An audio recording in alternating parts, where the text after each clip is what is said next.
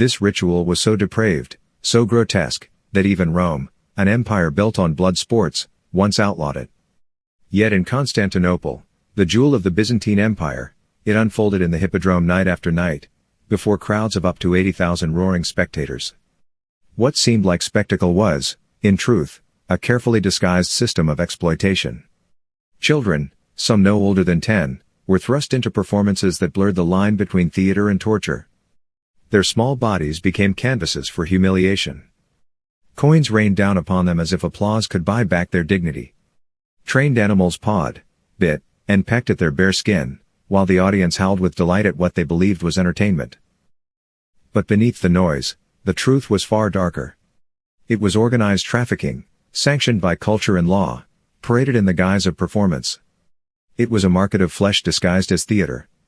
This hellish arena, where survival itself became performance, would forge a girl into something the world had never seen before.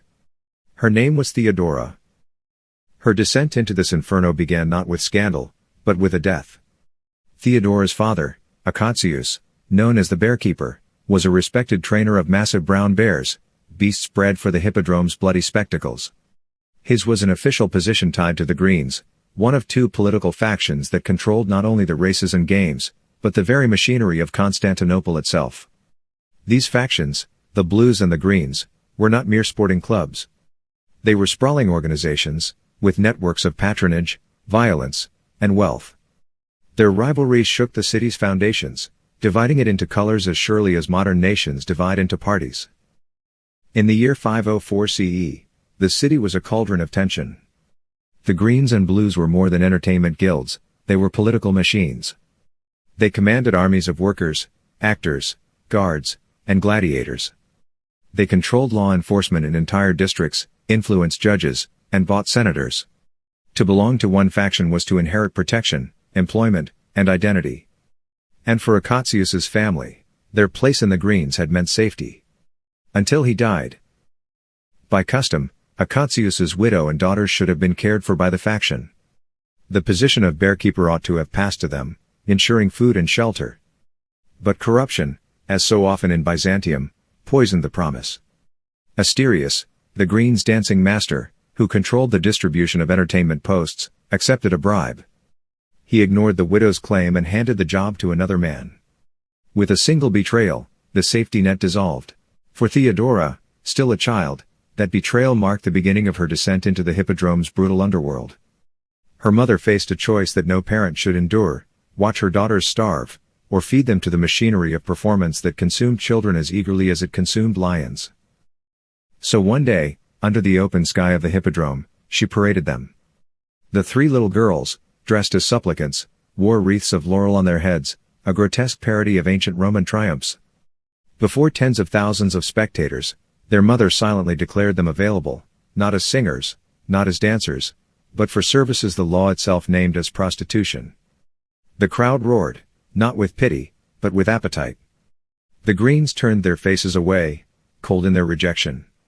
The Blues, bitter rivals of the Greens, extended mercy. They gave Theodora's stepfather a position, sparing the family from starvation. That moment would sear itself into Theodora's mind. She would never forget which faction abandoned her family and which spared them. The betrayal of the Greens, and the reluctant pity of the Blues, became the compass of her vengeance. From then on, her path was set. She was no longer a child of a Bearkeeper. She was an offering to the hippodrome, a performer in rituals so depraved they shocked even audiences hardened by centuries of gladiatorial gore. Her specialty became a performance known as Leda and the Swan. Naked, she would lie on the stage while trained geese pecked barley seeds from her body. To the crowd, it was titillation. To her, it was survival. Coins clattered against her skin, the price of humiliation. But the true terror was never in the arena. It was backstage, in the corridors and chambers where senators, aristocrats, and merchants waited for their private amusements. Byzantine law was explicit: any actress was by definition a prostitute. To perform was to surrender your body, not by choice, but by decree. Children as young as 8 were pressed into service, their legal status stripped of distinction between artist and slave. For most, the system crushed the spirit. The child was consumed by the crowd, discarded like a worn costume once the novelty faded. But Theodora was different. Where others broke, she observed. Each night, beneath the jeers and the coins, she watched powerful men lose control, abandon dignity, and dissolve into their appetites. Senators who passed laws in daylight grovelled in darkness. Judges who condemned others revealed secret vices. What destroyed other children became, for Theodora, a classroom. The hippodrome was her university, and humiliation her curriculum. Each degrading act became a lecture on power. Each leering face taught her something about human weakness. She learned, even then, that men who imagined themselves strong were often the easiest to undo. This was the beginning of an education that no palace tutor could rival. Theodora was being forged, not in marble halls, but in the fire of exploitation. The arena that should have broken her instead carved her into something dangerous. She would not remain a victim forever. Theodora's father, Acacius, was no emperor, no senator, no philosopher. He was a bearkeeper. Yet in Constantinople, this was no small role. He trained massive brown bears for the spectacles of the hippodrome, the heart of Byzantine entertainment, politics, and identity. The title of bearkeeper bound him to the Greens, one of the city's two great factions. These factions, the Blues and the Greens, were more than sporting teams, they were lifelines. They fed families, secured jobs, dictated allegiances. To be green was to belong to a family of tens of thousands, stretching from the circus stables to the courts of senators. Acacius's beast thundered through the hippodrome's gates in shows that blended myth, danger, and blood. Children clutched their fathers' tunics as bears rose on hind legs, roaring at handlers. Senators sat under silk canopies, cups of wine in hand, watching animals fight men for their amusement. Theodora grew up in this world of spectacle, where the line between theater and survival blurred. To her, the hippodrome was both playground and temple, her father a priest of its brutal rites. But in 504 CE, that fragile foundation collapsed. Acacius died suddenly, leaving his wife and 3 daughters unprotected. In Byzantium, the death of a patriarch was not merely personal grief, it was political exile. A woman without a man to protect her could not stand alone. By tradition, the Greens should have secured her family's future. The title of bearkeeper was hereditary, an inheritance meant to safeguard the vulnerable. It should have passed into the widow's hands, securing bread for her children. Yet Byzantium was a city where law bent beneath the weight of bribes. Asterius, the Greens' dancing master, controlled appointments to entertainment posts. He was not a man of honor but of influence, his word more valuable than a contract. And when a bribe reached his hands, Acacius's widow was forgotten.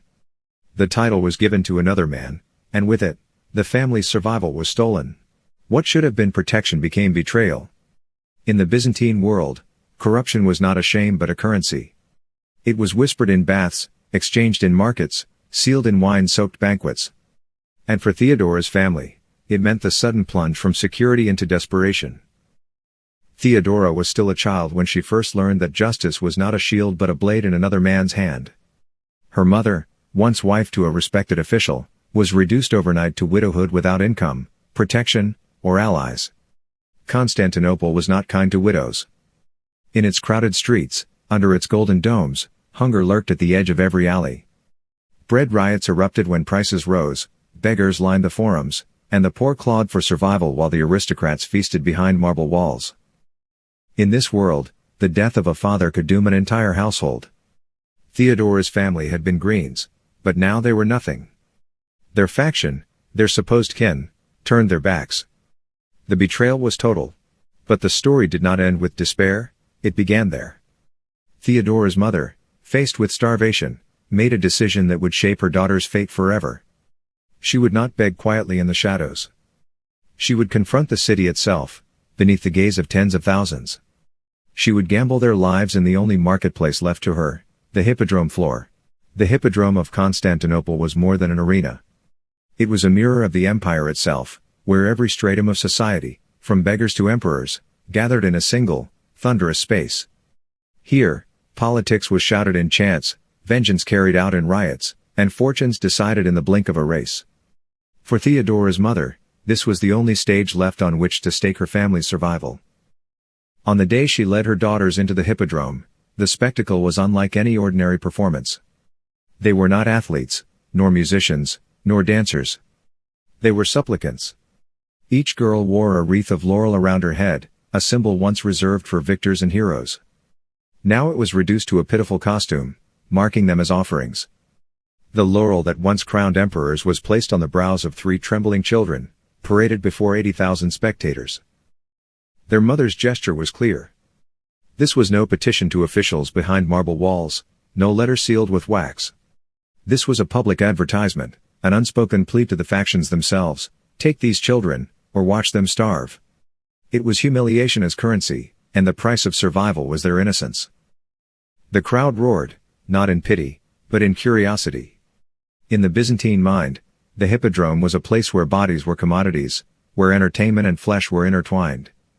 Everyone in the stands knew what such a parade meant. These girls were not on offer as actresses or singers.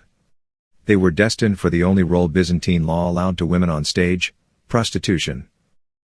Theodora's mother looked first to the Greens, the faction her husband had served faithfully, the faction that owed her loyalty. But the Greens turned their backs.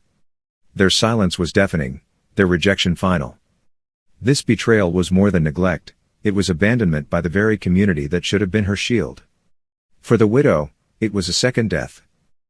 Then came the Blues. Rivals of the Greens, enemies in the streets, the Blues saw opportunity where the Greens saw nothing. Perhaps it was pity, perhaps it was the thrill of stealing what the Greens had discarded.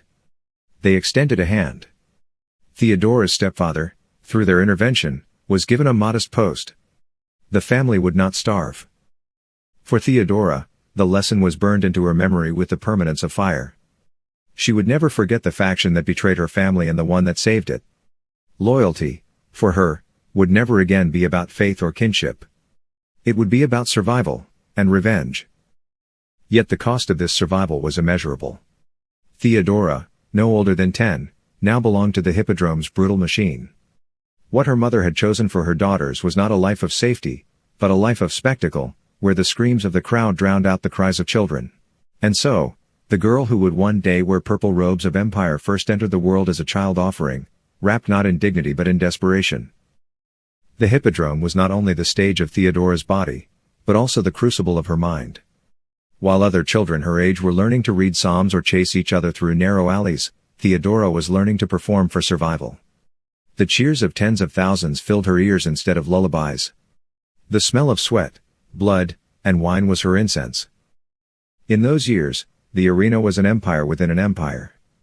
The factions, the Blues and the Greens, fought their battles through athletes, charioteers, and performers. To the crowd, Theodora was only another disposable novelty, but behind every act lay politics. Every coin tossed her way carried not only lust but allegiance.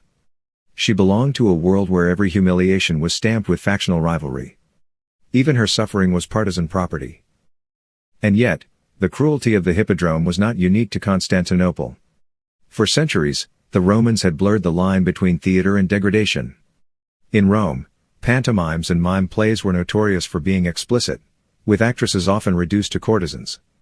But the Byzantines had perfected the system, writing it into their laws, cloaking it in piety by hosting performances beside holy processions. It was not just tolerated, it was institutionalized. For Theodora, this meant there was no escape. Even if she had wished to become simply an actress, the law said otherwise. To perform was to be branded. To be branded was to be used. The city's moralists might sneer at her, yet the same men sought her backstage, their piety dissolving in candlelight. Hypocrisy was the city's true currency, and she saw it traded nightly. Still, there was something about Theodora that set her apart. She was not broken by the jeers or the grasping hands. In her eyes was a flicker of something dangerous, awareness. She absorbed the rhythms of the crowd, the way men laughed at cruelty when they were together but begged for tenderness when alone. She saw how power was not strength but hunger, how desire could make emperors grovel and senators betray. Theodora's world was horror, but it was also revelation. She realized that what others called degradation was also a map of men's weaknesses, charted in their lusts, their secrets, their shame. It was here, as a child on the hippodrome stage, that Theodora began collecting the knowledge that would one day shake an empire. Knowledge that came not from books, but from humiliation. Knowledge written not in parchment, but on her skin. She was no longer merely performing. She was studying. She was preparing. For most children pressed into the hippodrome's service, the endless cycle of humiliation was the end. They were consumed, spirit broken, bodies used and discarded, memories drowned in wine and coin. But for Theodora, it became something else, an education. Each night, as she lay on the stage or endured the laughter of the mob, she studied. Where others closed their eyes to escape, she opened hers wider. She observed how senators strutted like roosters in public yet groveled in shadows when lust consumed them. She saw judges, who condemned thieves to the lash, trembling like slaves when their secrets were whispered aloud. She listened to merchants, careless with their tongues, who boasted of trade routes and profits in the haze of indulgence. What others endured as torment, Theodora transformed into lessons. The hippodrome was her classroom, humiliation her curriculum, and men her instructors. Their weakness was her textbook, their shame her glossary, their cravings her diagrams. Every coin tossed at her bare body was not only payment, it was tuition. Theodora came to understand something dangerous, that the men who imagined themselves masters were, in truth, enslaved by their own appetites. Their hunger for pleasure made them predictable, malleable, easy to disarm. She saw that lust could strip away dignity as quickly as the hippodrome's torchlight stripped away shadows. This realization set her apart. Where other children withered, she sharpened. Where they broke, she hardened. Each performance, each violation, each whisper in a darkened corridor, became another thread in the web she was spinning. Slowly, silently, she was building an arsenal, not of weapons, but of knowledge. The cruelty of the hippodrome was not only physical, it was psychological. But Theodora endured by reversing the current. Instead of drowning, she swam against the tide, gathering secrets that would one day make her untouchable. It was here, in this pit of degradation, that she forged the foundation of her future. A child transformed into a student of power? A victim who began to recognize the tools of a predator. By the time she reached adolescence, Theodora was no longer merely surviving the hippodrome. She was mastering it. The arena that had sought to consume her had instead become her university. And though the world saw only a girl in chains, inside her mind she was sharpening a blade the empire would one day feel. By 16, Theodora was no longer just another girl thrown into the hippodrome's furnace. She had become its brightest flame. Word of her spread across Constantinople, her beauty, her wit, her daring performances that blurred obscenity and theater. Men did not merely watch her, they sought her. Senators who had once tossed coins at her naked form from the stands now competed for private sessions, offering gifts of gold, silks, and even favors whispered in the corridors of power. But Theodora was not simply selling herself. She was conducting experiments. Where other courtesans sought to please, she sought to learn. She discovered that conversation could intoxicate men more powerfully than wine, that a well-timed glance could dismantle pride as surely as touch. Many men entered her chamber believing they were buying pleasure, but left having surrendered secrets. A general confessed the placement of troops on the frontier, a merchant revealed smuggling routes to India, a judge spoke of bribes he had taken in exchange for verdicts. They thought their words vanished in the dark, but Theodora recorded them all in memory, weaving her growing tapestry of influence. Theodora's allure was not just physical. It was intellectual. She listened, truly listened, at a time when most women were trained only to flatter. She could ask a question that pierced a man's armor more deeply than any blade. She could draw out his shame, cradle it, and make it her tool. That combination made her irresistible. She was no longer a child on stage, she was a courtesan with power. Her reputation reached beyond the hippodrome's walls, beyond Constantinople's taverns and palaces. She became a name in whispered conversations, a legend in the making. Some envied her rise, others despised it, but all acknowledged her skill. In a society where law condemned actresses as prostitutes, Theodora transformed that condemnation into leverage. She embraced the role forced upon her and turned it into an instrument of survival. Yet this ascent came at a cost. With every secret gathered, every performance endured, she was carving herself further away from the girl she had been. Theodora was becoming a creature of strategy, a predator dressed in silk and smiles. She learned to calculate each gesture, each word, each silence. Every encounter was a transaction, but one in which she always sought the greater profit. By 16, She had risen from pawn to player. The hippodrome that had sought to devour her had instead produced its most dangerous graduate. She was no longer simply surviving the empire's cruelty, she was preparing to bend it. Among the many men who sought Theodora, one stood above the rest, not for charm or wit, but for power. He was Hecebulus, governor of Libya, a man draped in purple authority and commanding armies across the empire's southern frontier. When he saw Theodora perform, he was not content to pay for a single night. He wanted possession. He offered her a new life, not as a street courtesan or a hippodrome spectacle, but as his concubine. For Theodora, it must have seemed like deliverance. After 6 years of degradation, the promise of escape from the hippodrome's roar, from the pawing of strangers, was intoxicating. To leave behind the stink of the arena for the perfumed halls of a governor's palace was to step into another world. She accepted.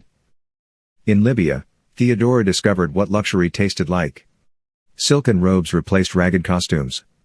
Marble halls replaced damp backstage corridors.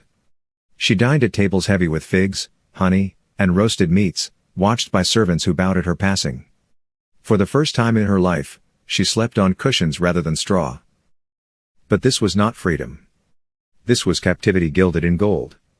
Hecebulus believed he owned her, body and soul. To him, she was a prize, a jewel in his treasury of conquests. He paraded her as a trophy, certain she would be obedient in exchange for comfort. He underestimated her. Theodora had not endured the hippodrome's crucible to become a silent ornament. Within the governor's palace, she began practicing a subtler art, manipulation at the highest level. She watched Hecebulus with the same sharp eyes she had once turned on senators and merchants. She learned which desires embarrassed him, which indulgences softened his will, which flattery clouded his judgment. She discovered that when he was enthralled, she could nudge his political decisions, whispering advice as though it were suggestion, until he mistook her words for his own thoughts. The same power dynamics she had studied in the hippodrome became sharper in the palace. Hecebulus might command soldiers, but he was helpless when she controlled his pleasure. Theodora was not just his concubine, she was becoming his invisible counselor. But ambition is a dangerous fire. She pressed too far. Perhaps she mocked him too openly, or influenced one decision too many. Perhaps he simply realized he was no longer master. His fury was volcanic. One day, in a storm of rage, he denounced her, "Get out, you worthless whore." He hurled her belongings into the burning sand. Theodora, who had thought herself rescued, was cast out again. 4 years of luxury and influence vanished in a single afternoon. Exiled, alone, and humiliated, she was sent back into the world she had fought so hard to escape. And yet, this betrayal would become her most important lesson. Comfort could be taken away. Power given by another man was not power at all. From that day forward, she would never allow herself to be dependent on anyone's mercy again. The journey from Libya back toward the heart of the empire was not a triumphant return, it was a slow unraveling of dignity. Cast out by Hecebulus, stripped of luxury and protection, Theodora was once again reduced to survival in its rawest form. She crossed the Mediterranean not as a noblewoman, but as cargo, selling herself ship by ship, port by port, to pay for passage. But something had changed. She was no longer a terrified child, no longer an exploited performer. Every encounter, every degradation, was now a study. Where once she had been the lesson, now she was the observer. A Roman merchant, fat and boastful, paid for her company and bragged of his warehouses filled with grain. She coaxed his tongue further, learning of supply chains, smuggling routes, the names of creditors he feared. A ship captain offered her free passage in exchange for favors. She used the time not merely to endure him, but to pry open his secrets, how he evaded customs, how bribes secured him safe harbors. Each man who believed he was using her became, unknowingly, her teacher. Their lust loosened their lips, and she harvested their words like grain from a field. Slowly, Theodora built a mental library of power, how men moved armies, how merchants moved wealth, how sailors moved goods. By the time her exile brought her to Alexandria, she was no longer the discarded concubine of a governor. She had transformed into something far more dangerous, a predator in training. Alexandria itself was a city of contradictions, a hub of trade, learning, and religion, but also of intrigue. Ships from every corner of the Mediterranean docked in its harbors, spilling merchants, soldiers, and pilgrims into its streets. In this place, Theodora encountered not just commerce, but faith.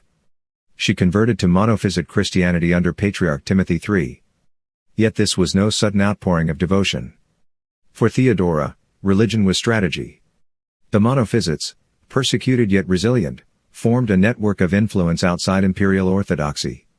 To join them was to weave herself into a shadow web of loyalty and protection.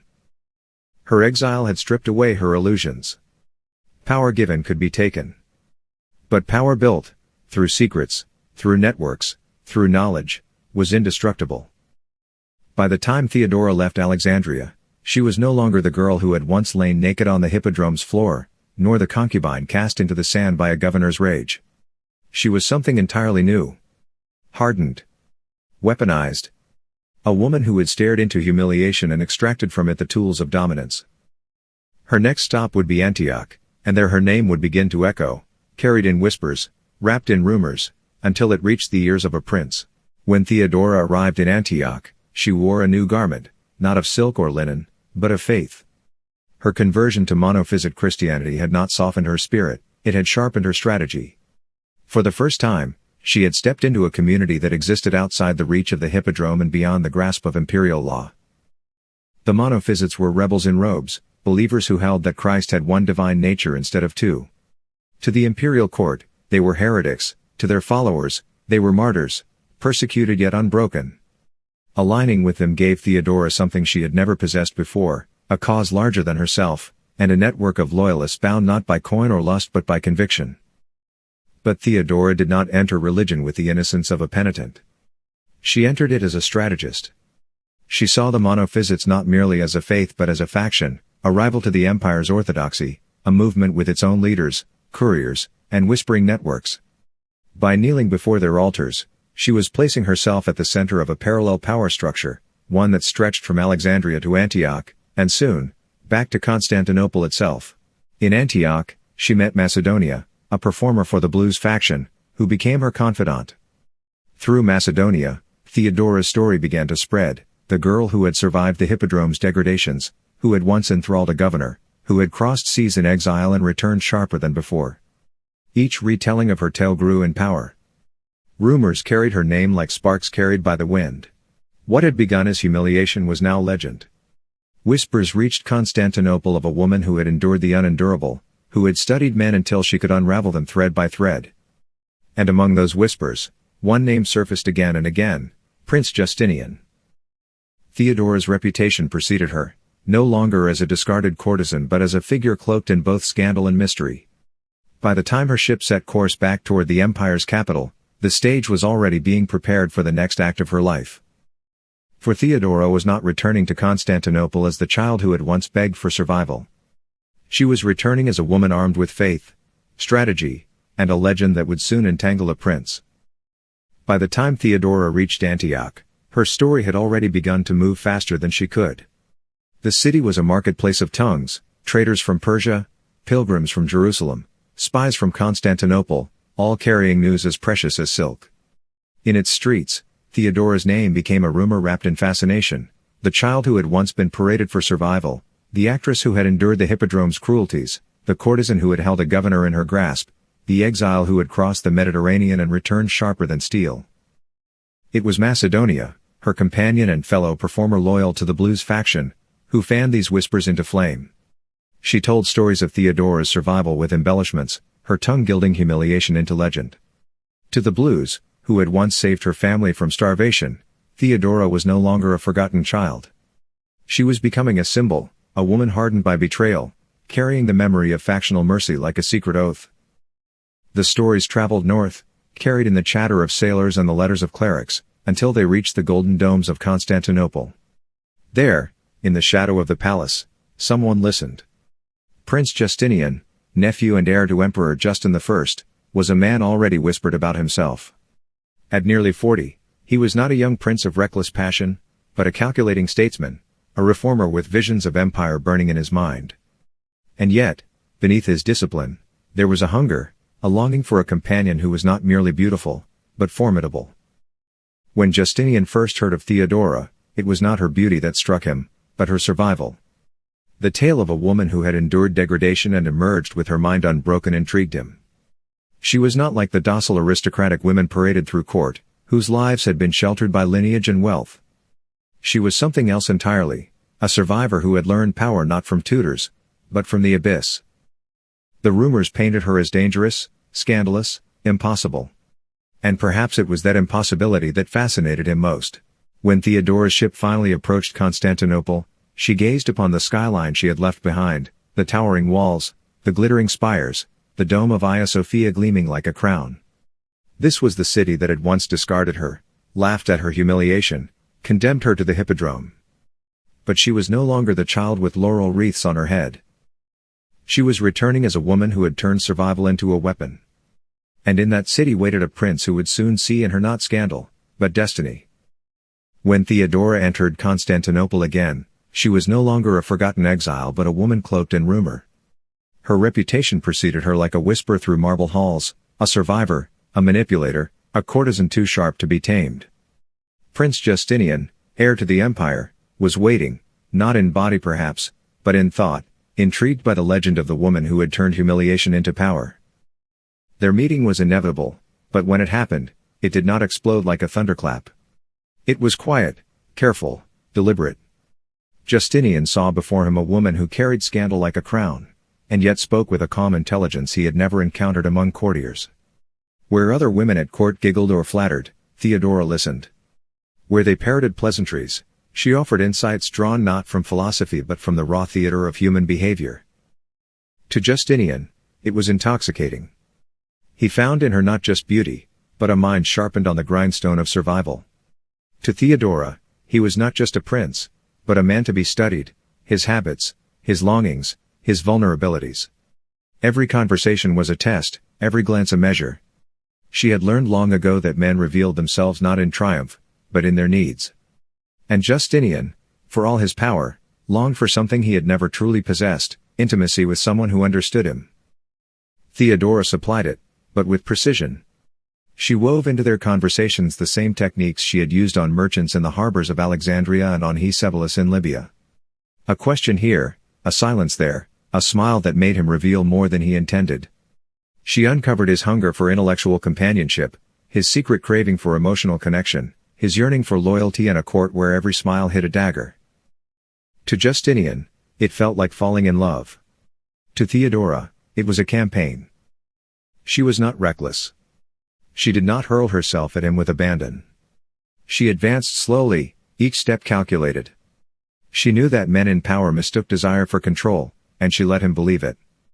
But with every private conversation, every whisper in candlelight, every touch carefully placed, she bound him closer. Within months, Justinian was enthralled. He believed he had discovered the one woman who could complete him. In truth, he had stumbled into a web spun by the most dangerous courtesan in Byzantium. And though he did not yet realize it, his judgment was already clouded. His political mind, once razor-sharp, began to bend under the weight of obsession. For Theodora, this was no accident. This was her art. The seduction of Justinian was not romance. It was conquest. Justinian's obsession with Theodora soon ignited scandal. For centuries, Byzantine law had been clear: an actress was forever marked, branded in the eyes of the empire as a prostitute. No senator, no noble, and certainly no heir to the throne could marry such a woman. The law was designed to keep the stage and the palace forever apart, to ensure that performers, no matter how celebrated, remained outcasts. When word spread that Justinian intended to wed her, the Senate erupted. Old men with silver beards pounded their staffs against marble floors, their voices dripping with disdain. "You would marry a whore?" they sneered, unable to imagine the empire's future empress rising from the hippodrome's shadows. To them, Theodora was pollution. Her presence at court was a stain upon imperial dignity. But Justinian could not let her go. His desire had grown beyond reason. Each time he tried to distance himself, he found himself drawn back by her intelligence, her laughter, her uncanny ability to see him as a man rather than a prince. The more scandal raged around them, the deeper his obsession became. There was, however, one obstacle greater than senators and laws: Empress Euphemia, wife of the reigning Emperor Justin. She, too, had risen from nothing, clawing her way from slavery to the throne. But her rise had been marked by endurance, not scandal. She knew what Theodora represented, the weaponization of intimacy, the transformation of humiliation into power. And Euphemia would not allow it. The confrontation between the two women was electric. In the great halls of the palace, Euphemia stood like a wall of marble, her voice sharp as steel. "I climbed from slavery to stand here," she declared, her finger stabbing toward Theodora. "But I was never a prostitute." Theodora did not flinch. She met the Empress's fury with silence, a silence that was itself a form of defiance. Two women, both forged in hardship, stared into each other's eyes, each recognizing in the other the reflection of survival, yet separated by the thin, poisonous line of respectability. Euphemia fought to block the marriage at every turn. She forbade reforms, wielded her influence over her husband, and used every ounce of her authority to keep Theodora outside the palace gates. For months, she was immovable, her presence the single barrier between scandal and empire. Then, in the year 523, fate, or something darker, intervened. Euphemia died suddenly in her sleep. No warning. No illness. No witness. The timing was too perfect to be ignored. Whispers rippled through the palace, that Theodora had once learned from prostitutes which herbs could weaken or kill, which poisons left no trace. Was Euphemia's death coincidence? Or had Theodora, denied by law and condemned by society, struck in the shadows? The truth will never be known. But within hours of the Empress's death, Emperor Justinian drafted a new law. It declared that former actresses could marry men of high rank.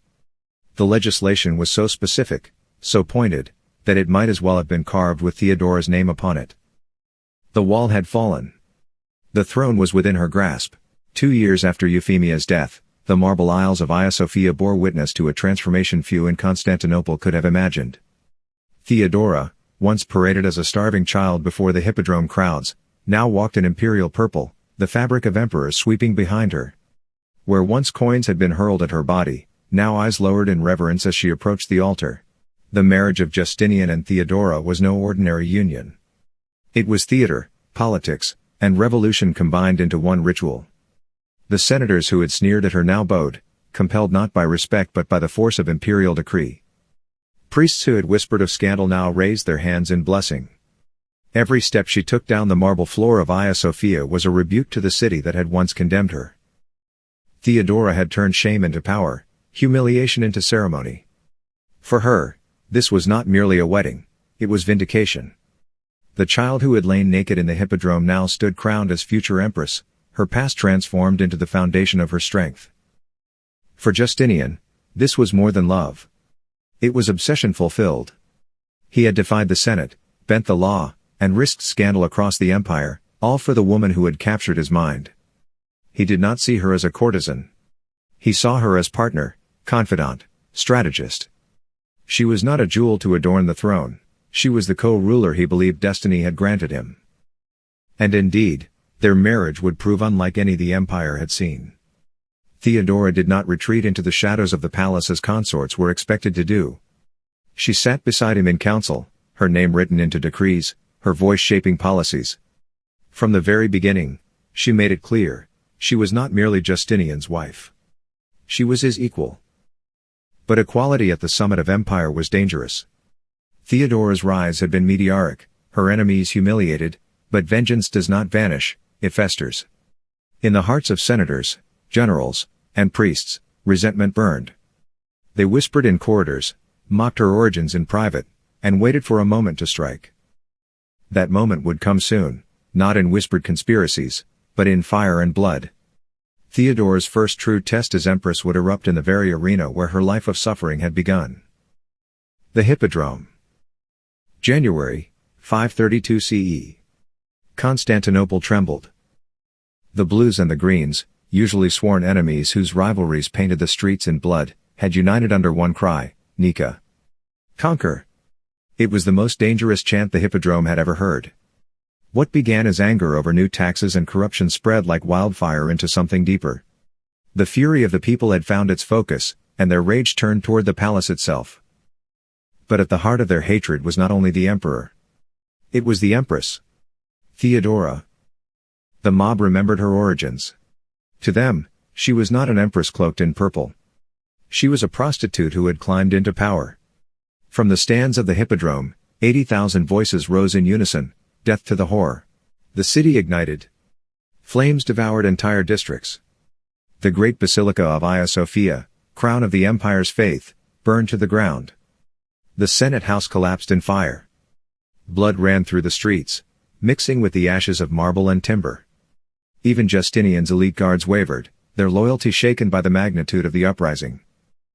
Inside the palace, chaos reigned.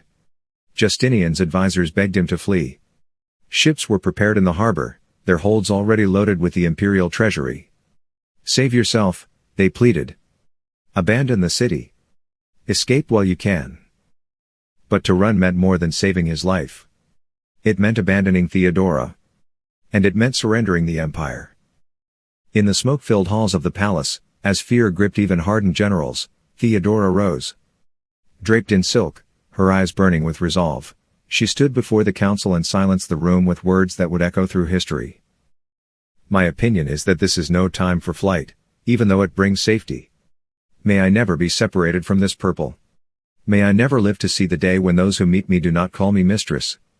As for myself, I approve of an ancient saying, royalty is a fine burial shroud." The chamber froze. Those who had seen her humiliated in the Hippodrome now saw a woman unbroken by fear. She had endured jeers, degradation, betrayal. This mob was nothing new. She understood crowds better than any man alive. She knew they could be broken, not with mercy, but with terror. Her words cut through Justinian's hesitation like a blade. The emperor chose massacre over retreat. Theodora's resolve had saved the throne, but it would come at a cost measured in rivers of blood. The plan was as brutal as it was simple. If the mob demanded blood, they would drown in it. Generals Belisarius and Mundus, veterans of campaigns against Persians and Vandals, led the operation. As the rebels gathered in the Hippodrome to celebrate their supposed victory, soldiers quietly sealed the exits. The same gates that had once opened for Theodora's humiliations now clanged shut like the jaws of a beast. 80, perhaps 100,000 people filled the arena, their voices raised in triumph. But as the soldiers advanced, cheers turned to screams. Swords flashed, spears thrust, arrows fell from the galleries. Men, women, children, all were cut down without mercy. Families were slaughtered together in the same seats where they had once cheered the chariots. The stone floor of the Hippodrome, already scarred by centuries of games, became a lake of blood. By the end of the day, 30,000 corpses lay piled in the arena's dust. 30,000, the population of a small city, erased in a single stroke. The Hippodrome, once the site of Theodora's greatest shame, was now her instrument of vengeance. For Theodora, it was justice in its most terrible form. The mob that had once jeered at her naked body, that had screamed for her humiliation, was silenced forever. The same arena that had branded her as nothing more than flesh became the grave of those who had mocked her. Theodora had turned her childhood stage into a charnel house, and in doing so, had reversed the balance of power. She was no longer the object of the crowd's cruelty. She was the master of their fate. When the slaughter ended, smoke still curled over Constantinople. The palace stood unburned, the throne unshaken, the empire intact. Justinian had nearly fled, but Theodora's will had anchored him. From that moment forward, her authority within the empire was no longer questioned. The massacre of the Nika revolt was not just the suppression of rebellion. It was the rebirth of an empire under two rulers, not one. Justinian might have been emperor by law, but Theodora was empress by fire and blood. And she would never let anyone forget it. After the massacre, Constantinople lived in silence, a silence not of peace, but of fear. The streets still bore the black scars of fire, the Hippodrome still reeked of blood, but the empire was stable. And from that moment forward, Theodora's power became undeniable. Justinian was emperor in name, but Theodora was something more elusive, an empress who ruled not just through decrees, but through shadows. She constructed what historians now call a parallel government, but in truth it was an intelligence network of terrifying precision. Eunuchs, actresses, servants, and spies moved silently through the palace corridors, carrying whispers back to her chambers. She wanted to know everything. Who shared a bed with whom? Which senators gambled away fortunes? Which generals were entangled with courtesans? Which priests carried secret doubts in their hearts? Nothing was too small to record. Every indiscretion became a thread, and Theodora wove those threads into ropes strong enough to bind even the most powerful men in the empire. Her methods were ruthless. When Pope Silverius refused to support her Monophysite allies, she did not argue theology. She destroyed him. Fabricated charges of treason, whispered into the right ears, and the Pope was exiled to die in obscurity, removed not by debate, but by manipulation. Her eyes turned next to Queen Amalasuntha of the Ostrogoths, a woman of royal blood, dignity, and intellect, a dangerous rival. The correspondence between Amalasuntha and Justinian had begun to sound less like politics and more like seduction through words. Theodora recognized the game immediately, because it was her own. She would not allow another woman to play it. Through carefully planted poison in the ear of King Theodahad, Amalasuntha's cousin, Theodora orchestrated her downfall. Soon after, Amalasuntha was murdered while bathing, stripped and defenseless. The scene was staged for maximum humiliation. Theodora's message was clear: intimacy, if it could not be controlled, would be annihilated. But her masterpiece of destruction was John the Cappadocian, Praetorian prefect and one of the most powerful men in the empire. John was clever, immune to flattery, resistant to seduction. He understood manipulation, and therefore saw through hers. For Theodora, this made him the most dangerous enemy of all. She did not meet his strength with strength. She met it with terror. Over 6 months, John received grotesque gifts, wilted flowers symbolizing death, small daggers hinting at penetration, images of executions. He began to unravel: sleepless nights, paranoid whispers, sweat-soaked fear. She was recreating the torment of her childhood, but this time she was the tormentor. Finally, with the help of Antonina, wife of General Belisarius and Theodora's most trusted ally, she staged a false conspiracy involving John's own daughter. His words were recorded, his loyalty questioned, and the prefect was toppled. From one of the highest offices in the empire, he fell to a beggar in the streets of Egypt, broken, humiliated, erased. By then, no one doubted it: Theodora did not just remove enemies, she unmade them. Her private chambers became a shadow court. Senators, generals, bishops, all knew the empress had files on them. Every secret was a weapon. Every weakness a chain.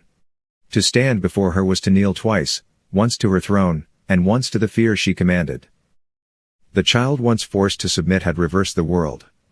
Now, it was others who bowed, others who trembled, others who lived in chains of humiliation.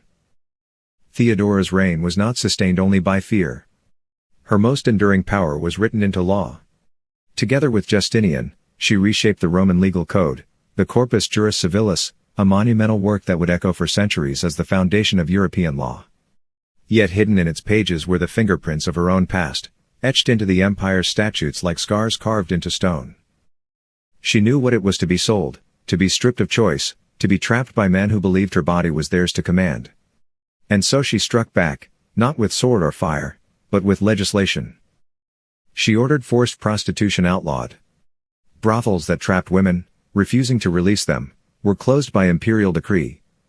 She made rape punishable by death regardless of a man's rank, stripping senators and generals of the protection they had long enjoyed. She ensured that if a man was convicted, his property was given to his victim, turning wealth into reparation rather than shield. Divorce laws, once chains binding women to abusive husbands, were reformed so wives could leave marriages without being cast into ruin. Each reform read less like abstract justice and more like vengeance, a rewriting of the very laws that had condemned her as a child. The empire itself was now a vessel for her retribution. But her vision was not without cruelty. Theodora established the Metanoia convent, a house for former prostitutes. To the outside world, it was charity, a place where women could abandon lives of degradation and find salvation in prayer. But within its walls, escape was impossible. Many of its women were locked behind iron gates, forced into religious life with no more choice than Theodora herself had once been given. Liberation, yes, but on her terms. Even freedom, in her hands, became domination. Her reforms extended further still. She arranged marriages to cement alliances, broke them to punish defiance, and wielded family bloodlines as weapons. To her, Dynastic politics was no different from the hippodrome, another stage where bodies could be moved like pawns, where intimacy could be twisted into leverage. Every bride and groom was a piece in her design, every child a future claimant she could shape or erase. For her supporters, she was a savior of women, a champion of justice. For her enemies, she was a tyrant cloaked in mercy, reshaping the empire not out of compassion but out of vengeance. Perhaps both were true. What cannot be denied is this: Theodora carved her pain into law. The humiliation she endured became the legislation that defined an empire. Her story, once whispered in the hippodrome, was now written into the marble pillars of Byzantine justice. By 548 CE, Theodora was only 48 years old, but the fire that had carried her from the hippodrome's dust to the throne of empire was dimming. Illness had taken root, perhaps cancer, perhaps another wasting disease. The once unbreakable woman, who had faced mobs and massacres without flinching, began to wither behind palace walls. For Justinian, it was devastation. The emperor who had bent laws, crushed rebellions, and rebuilt Constantinople itself stood powerless before her decline. He who commanded armies and dictated justice could not command the sickness devouring the woman he loved. He never left her side, his obsession with her now laid bare not as strategy or conquest, but as raw devotion. On June 28, 548 CE, Theodora died. The empress who had once been sold as a child, who had outwitted senators, orchestrated assassinations, and rewritten laws, was gone. Her death shattered Justinian. The emperor who had once defied mobs and rebuilt empires now collapsed into grief. He never remarried. He never recovered. For 17 years more he sat upon the throne, but his reign was hollow, his spirit broken. Without Theodora, the architect of his will, his brilliance faded. And yet, even in death, her power endured. In Ravenna's Basilica of San Vitale, a mosaic immortalized her. She is shown in dazzling robes, larger than the other figures, her image enshrined beside saints and kings. She wears the imperial purple she once declared her burial shroud, embroidered with the Magi bringing gifts to Christ, as though she herself had joined the sacred story. It was her final act of theater, a trafficked child, a courtesan, a predator, an empress, now sanctified in stone, her image eternal. Today, tourists wander the hippodrome where Theodora once lay naked before jeering crowds. They stand upon the very stones where 30,000 rebels were slaughtered at her command. They gaze at mosaics where she is depicted as divine. Few understand the truth, that behind those mosaics lies a story of survival turned into weaponry, humiliation forged into domination. Theodora's legacy is not one of simple triumph. It is a warning. She proved that suffering does not always produce saints. Sometimes it creates predators. Sometimes it shapes rulers who govern not with mercy, but with the psychology of abuse. Theodora's life reminds us that the line between victim and destroyer is perilously thin. She walked that line her entire life, and in doing so, bent the arc of empire.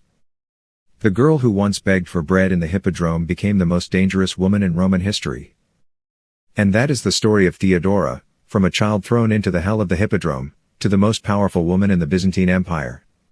A story both tragic and brilliant, reminding us that history is not only written in wars and thrones, but also in personal wounds and revenge.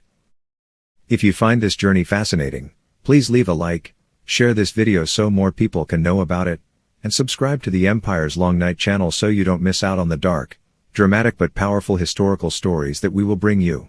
Thank you for accompanying the Empire's Long Night. See you again in the next Long Nights of the Empire.